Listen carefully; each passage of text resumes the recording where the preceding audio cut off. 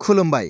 दिनैनि मोनाबिलिनि बर' रादाबखौ जोबजासिम नायलांगोन होनना बयखौबो आसा खालामो। गिबि रादाबाव दं दिल्ली एनसिआरआ रोजा खुवा खुनायनि जाहोनाव जेंना सोमजिहोयो। गाज्रि नुथायनि थाखाय गं 100निबो बांसिन बिरखंफोर आरो गं 22 ट्रेनफोरा गोबाव जायो। भारतारि बोथोर बिगियान बिफान एबा IMDनि बादिब्ला हादोरारि राजथावनियाव बाङाइसिन बिदुङा 3.5 डिग्री सेल्सियास नुनो मोन्दों, जाय बोथोरारि सान गेजेरनिफ्राय 4 डिग्री खम। नोगोराव खुवानि गुबुन गुबुन थाखो नुनो मोन्दोंमोन, जेराव सफदरजंआव फुंनि 8 रिंगायाव लाथिख' नुनो मोननाय आरो पालमआ फुंनि 5 रिंगायाव नुनो मोनो।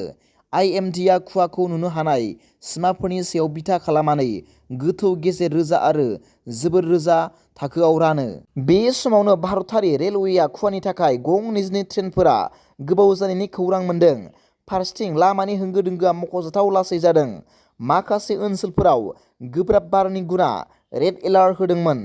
IMDआ मंगलबारसिम रोजा खुवा खुनायनि इयुन रादाब होदों। बे समावनो भारतारि रेलवेआ खुवानि थाखाय गं 22 ट्रेनफोरा गोबाव जानायनि खौरां मोन्दों। रिपर्टफोरनि बादिब्ला नोगोरमाया 2 जानुवारि खालि गिबि गुसु दोहौनि सानजों मोगा-मोगि जानांदोंमोन, जेराव बिदुङा 3.9 डिग्री सेल्सियाससिम गाहायाव फैदोंमोन। सनिबाराव बोथोरनि बयनिख्रुइ गुसुसिन हरमोन, जाय आया नगराव गाहायसिन 3 डिग्री रेबगान्थिमोन। रिपर्टफोरनि बादिब्ला नोगोरमाया 2 जानुवारि खालि गिबि गुसु दोहौनि सानजों मोगा-मोगि जानांदोंमोन, जेराव बिदुङा 3.9 डिग्री सेल्सियाससिम गाहायाव फैदोंमोन। सनिबाराव बोथोरनि बयनिख्रुइ गुसुसिन हरमोन, जाय आया नगराव गाहायसिन 3 डिग्री रेबगान्थिमोन। रिपर्टफोरनि बादिब्ला नोगोरमाया 2 जानुवारि खालि गिबि गुसु दोहौनि सानजों। नैथि रादाबाव दं दिनै जलेस्वरी गेवलां गेलेग्रा फोथाराव जोबथा हाबाफारि 50 थान्दै जख'न्थाइ क'क्राझार जिल्ला दुलाराय बर' फरायसा आफादा 12, 13 आरो 14 दिनै फैयै सानथामनि हाबाफारिजों दिनै जोबथा गेवलां मेलाव बयबो रायजो राजाफोरा बाहागो लायो। नैथि रादाबाव दं दिनै जलेस्वरी गेवलां गेलेग्रा फोथाराव जोबथा हाबाफारि 50 थान्दै जख'न्थाइ क'क्राझार जिल्ला दुलाराय बर' फरायसा आफाद। बे गेवलां मेलनि हाबाफारियावनो गाहाय आलासि महरै BTRनि मानगोनां गाहाय मावफुं सोद्रोमा प्रमद बर', आसामनि केबिनेट मन्त्रि मानाव गेदेर उरखावग्रा ब्रह्म, BTRनि EM वेलसन हासदा, BTRनि EM उकिल मुसाहारि, BTRनि MLA जिरन बसुमतारी, मोनसे समनि एक्स NDB आफादनि आफादगिरि मानाव गेदेर सिला नार्जारी, गुबुन गुबुन फरायसालि फरायसालिमाफोरनि गोरामु फोरोंगिरि आरो क'क्राझार जिल्ला दुलाराय बर' फरायसा आफादनि गुबुन गुबुन बिबानाव थानाय गाहाय आलासि आरो गामि खाथि खालानि गोरों मेलेमजिबि बिथांमोनहा बे मेलाव बाहागो लायो। रादाबाव दं दिनै रबिबारखालि बेलासिनि 2:18 रिंगायाव छत्तीसगढ़नि बिलासपुराव रिक्टार स्केलाव 3.1 मेग्निटिउड गोहोनि बांग्रि मावखांदों।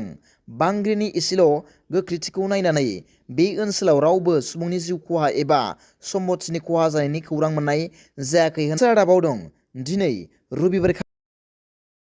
ब्रैथि रादाबाव दं कुसुगाव ओनसोलनि रायजो राजाफोरनि थाखाय जोबोद गोजोनथाव बाथ्रा।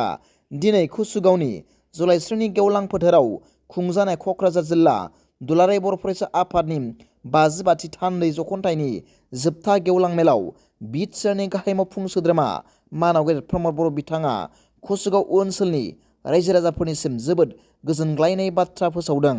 बे गोजोनथाव बाथ्रायानो जाबाय बे 2024 बोसोरनिनो फैगौ 17 जानुवारि अक्ट'आव गासै 10,000 सुबुंफ्रा हानि पाट्टा मोनसिगोन होनना फोरमायदों। लोगोसे बिथां गाहाय मावफुं सोद्रोमाया फोरमायबावनाय बादिब्ला मुंख्लं सुजित नार्जारीनि मुङाव BTRनि गं 40 बियाबफोराव गासै गं 40 1 कौटि रांनि गंफा अडिट'रियाम लुना होगोन होनना फोरमायदों। बिथाङा मुंख्लं बिरसिला गांनि मुङाव देग्लाय 7था स्टेडियाम गायसनगोन होननानैबो बुंदों। बिथाङा फोरमायबावदों दि दासिम बिथांमोननि इउ पिपल राजखान्थि हान्जाया 500था फरायसालिफोरखौ साबसिनै लुफामना होबाय। बिथाङा फोरमायबावनाय बादिब्ला थांनाय 2023 मायथाइयाव APSC आनजादनि जोबथा आनजादाव 133 बिजाथिफोरा उथ्रिसारना ACS जानो हाबाय होनना बिथां गाहाय मावफुं सोद्रोमाया फोरमायदों।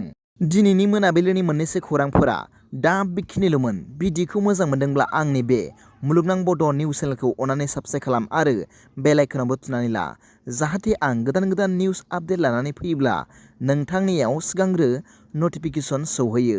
गाबोननि फुंबिलिनि रादाबाव नोंथांमोनखौ आंनि बे चेनेलाव गासैखौबो बरायहरनाय जाबाय। गोजोन्थों। एसेनोसै। जै बर' हारिनि जै।